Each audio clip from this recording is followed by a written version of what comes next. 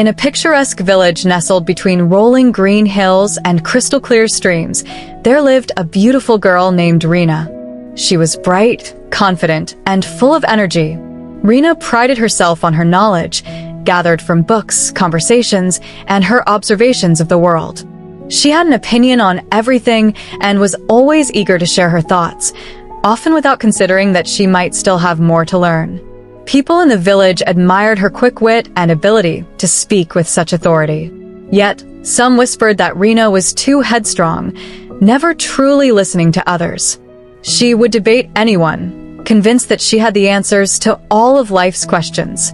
But what Reena didn't realize was that wisdom isn't measured by how much we know, but by how open we are to learning.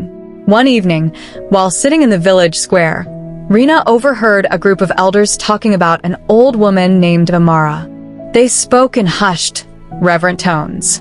"Her words are like light in the darkness," said one man. "She sees beyond what is visible and understands the depths of the human heart," added another. Curious and intrigued, Reena decided she would visit Amara, not to seek wisdom, but to impress the old woman with her knowledge. Surely, she thought, she could prove that she was just as wise as this so-called village sage. The next morning, Reena set off toward the outskirts of the village, where Amara lived in a simple wooden cottage surrounded by a lush garden.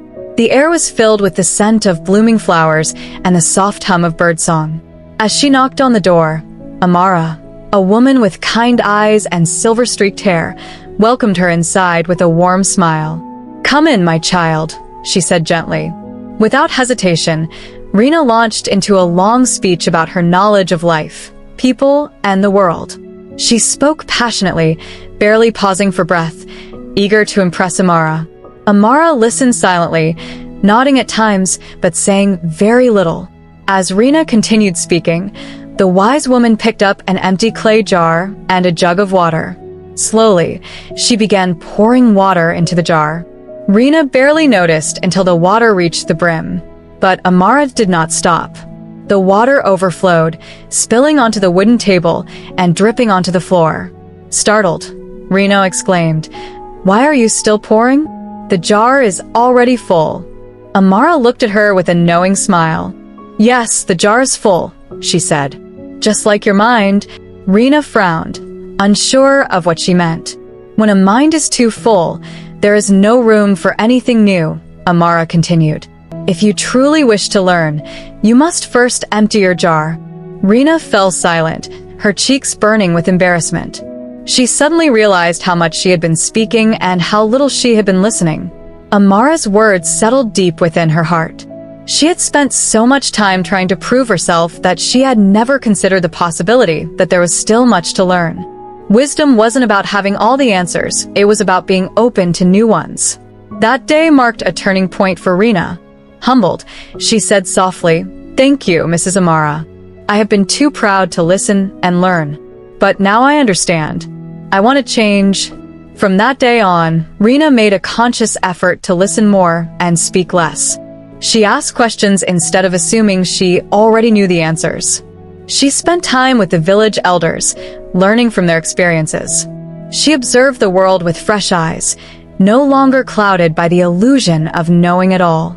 Slowly, she grew wiser, not just in knowledge but in understanding and kindness. People in the village began to notice the change. "Reena has truly become wise," they said, smiling. Chapter 6. The Ripple Effect of Wisdom. Reena's transformation inspired others in the village. People started listening more to one another, eager to share and learn together. Even the youngest children began asking more questions, realizing that learning was a lifelong journey. Years later, Reena herself became a respected voice in the village, not because she claimed to know everything, but because she never stopped learning. And every time someone came to her, full of opinions and eager to prove themselves, she would pour water into a jar and let it overflow, just as Amara once did for her. Conclusion: the true meaning of wisdom. True wisdom does not come from knowing everything. It comes from the willingness to learn. When we empty our jar, we create space for new ideas, deeper understanding, and personal growth. So, dear listeners, as we close this story, Ask yourself, how full is your jar? Are you ready to empty it and make space for wisdom? Thank you for joining us on this journey. If this story resonated with you, leave a comment, share it with others.